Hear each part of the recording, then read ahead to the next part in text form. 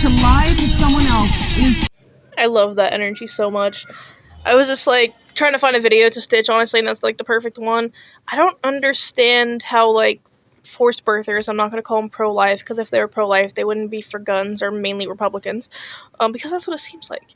But I don't understand how, like, you know, if some teenager or 30-40-year-old woman, if they can't afford a child, don't want a child, it's a product of abuse or assault, why does some other random person care about said baby's life, hypothetically, but, you know, like, while they're in the womb, but don't care about it once it's born?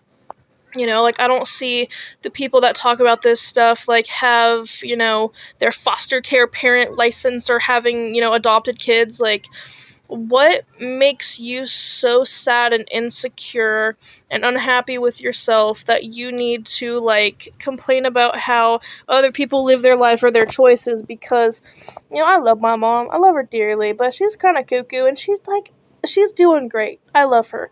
You know, but there was a point where she was, like, out of control, and, like, she didn't want me, and it made that very apparent, you know? And I lived with my grandparents, and I got lucky, and I'm back living with my mom, and I have a relationship with my brother, who's, like, 18, or whatever, and he was in foster care for a little bit. I went in a group home for, like, a couple weeks, but I lived with my grandma. But long story short, we turned out okay. Sometimes things work out okay, but she didn't have, like, she loved both of our dads. You know, they were both abusive pieces of shit, but, like, regardless, like, she did love us and stuff. But I've had friends and people in family, close family, that they have been products of abuse, or their parents did not like each other, or they just simply did not want to have a kid, and they were forced to for one reason or another, and they made sure they told that kid every single day of their life, to the point of, like, unaliving ideation of that said child. You guys don't believe in healthcare.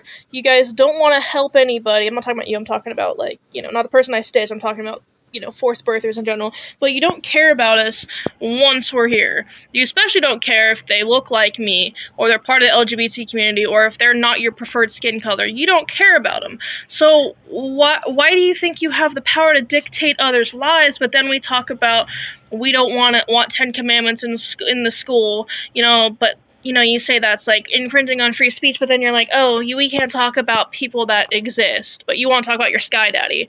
Or, you know, pro-life, but you want assault rifles in the hands of civilians. Like, make it make some sense, dude. Sorry, it actually doesn't make any sense.